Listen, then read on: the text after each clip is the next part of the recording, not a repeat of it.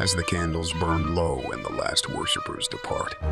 When the birds continue their song in the trees and the sun begins its final descent, that's when I feel closest to our Lord, concluded Bishop Julian O'Connor.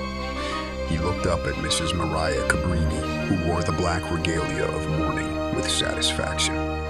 However, her worried expression revealed that his self-indulgent monologue had not garnered the admiration he sought. Maria had sought guidance for her troubled son, Peter, from the prideful and soliloquizing bishop. O'Connor acknowledged Maria's motherly duties, but offered little help. Instead, he meandered into parochial doctrine and condescending moralism during their hour-long encounter. Frustrated, Maria left with no valuable advice, and the bishop found himself sitting in the stench of his self-absorption. Realizing he needed to provide something more, O'Connor coughed and suggested Peter visit his office the next night. He promised to speak to the troubled teenager and address his wayward path. Mariah, relieved at the prospect of help for her son, burst into tears, expressing gratitude through a prolonged handshake. It took a while for the bishop to usher her out, and when she finally left, O'Connor sighed, relieved to be alone. With little sympathy for his congregation, Bishop O'Connor considered them unenlightened.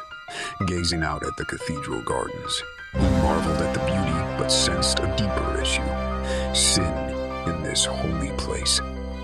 Unbeknownst to the bishop, Michael McAllister lurked beneath his window. A seemingly average man, Michael was, in fact, a sinner who'd killed 12 people in the city over 3 years. Tonight, he planned his 13th murder, having observed Bishop O'Connor meticulously. Michael found the bishop sanctimonious, hypocritical, and utterly useless during the 2 weeks he spent planning the crime.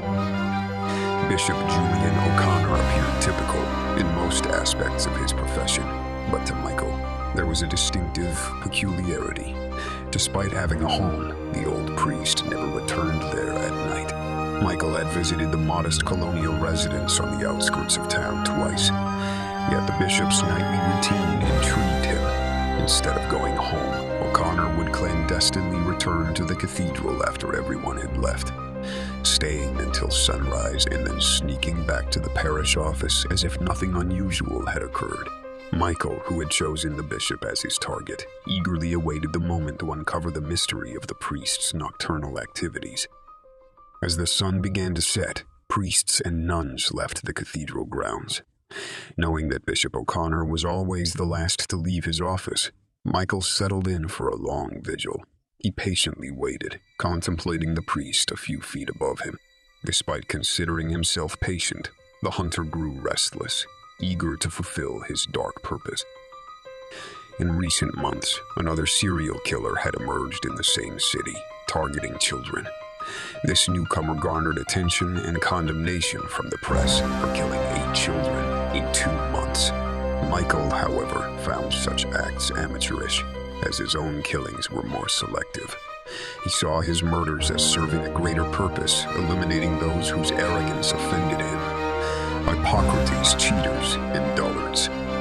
Michael considered himself a refined killer, and his disdain for the child murderer stemmed from wounded ego rather than moral objections.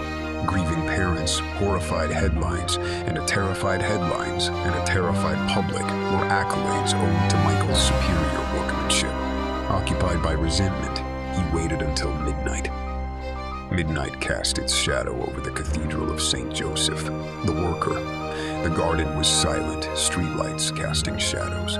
Michael heard the creak of the parish office door and saw Bishop Julian O'Connor stepping into the night. The priest locked the door and headed toward the towering cathedral.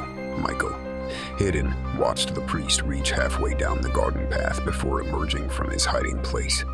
Maintaining a distance of at least 10 feet, he silently followed O'Connor, who remained oblivious. As the priest reached the cathedral doors, a wicked grin spread across Michael's features. O'Connor opened the doors, slipping inside, and Michael, moving as quietly as possible, wedged his foot to prevent the doors from closing.